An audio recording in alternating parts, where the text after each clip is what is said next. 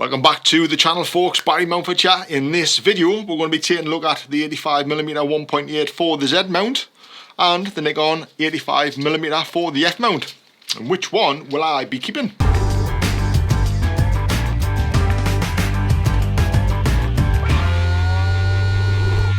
So welcome back, guys. I hope you are all well and had a great week. I've been super busy trying to catch up on a few YouTube videos, been meaning to make this for a while, so here we are and here we go. So 85mm, my favourite focal length for portraits, hands down, always has been, I think it always will be. I love this focal length and I love the 1.8 lenses.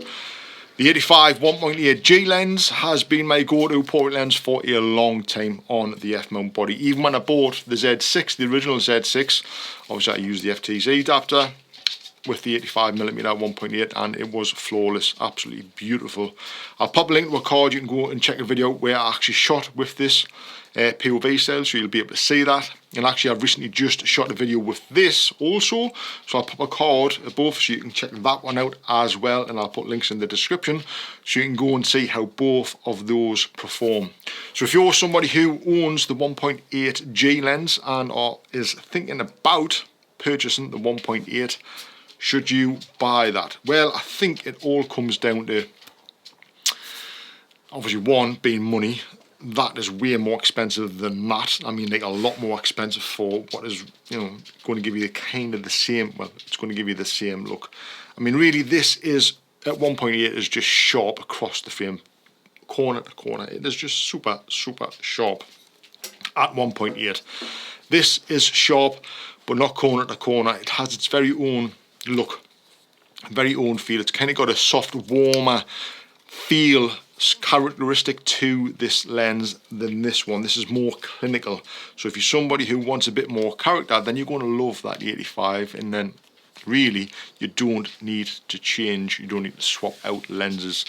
As quality goes, again, they're both going to give it similar results. There's going to be very, very little chromatic, if any, aberration from this. Nothing to correct in Lightroom, anything like that. There will be with this one does give you that purple fringing around the edges, but it's simple to remove, so it's not a big deal. It really isn't a big deal. If we look at the price, I think this was £900 and this was, you can pick these up for around about £300. So there's a big price difference between both lenses that are going to kind of give you very similar results. If you hear anybody kicking about, that'll be Ralph, my dog. He's in the studio the day keeping us company, so he'll be tiptoeing about and you might hear him a little bit more. So image wise, we'll take a look at a couple of images that I've shot with both of these lenses from those shoots. As you can see, both shooting wide open at 1.8, which is how I like to shoot with these. You've got to be careful when you're shooting in that shallow depth of field, but if you get the right focal distance, then it's fine to do so. You're not going to kind of get that one eye in focus and one eye right out of focus. That, if you want that though, that is absolutely fine. Nothing wrong with that at all. So we'll take a look at both of these images, and as you can see, they both perform beautifully well. And you'll be hard pushed to tell the difference between either one. You really would, especially if you're somebody who prints your work. You'd be, you know, hard pushed to find out, especially after the little treatment you would give the images in post-production, removing chromatic aberration, that kind of thing. So there's not a massive amount in it.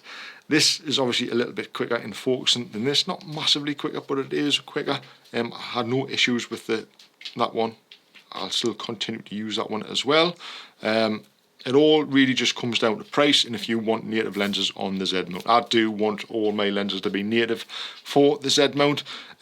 Gives us obviously quiet focusing whilst videoing, having the step motors in these lenses, but the just resolution is better, sharpness is better overall. But again, if you want that characteristic look of the softer feel, then the 85mm 1.8 F mount is perfect. So which one will I be keeping? Well, I'll actually be keeping both of them. This will reside on the Z6 II, and this will be used on my little Z50. Perfect lens for that camera. I've also kept the 50-1.8 G lens for the Z50 as well, because obviously we're lacking lenses for that.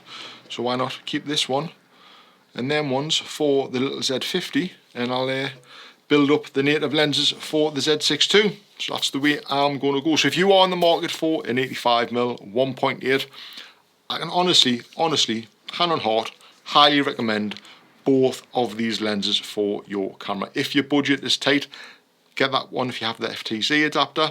If you don't have the FTZ adapter and you're going to be buying that new and then have to buy the FTZ adapter, you might as well just go for the native lens, really, because by the time you combine those prices, you're not far off that, so you might as well just hold on to your money and get a native lens for the Z mount.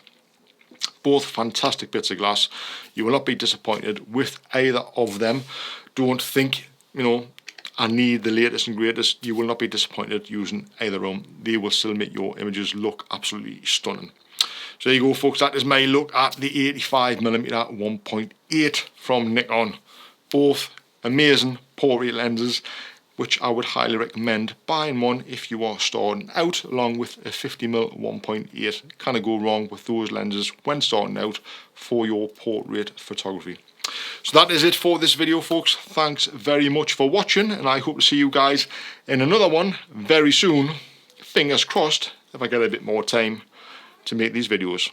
Thanks for watching. I'll see you in the next one.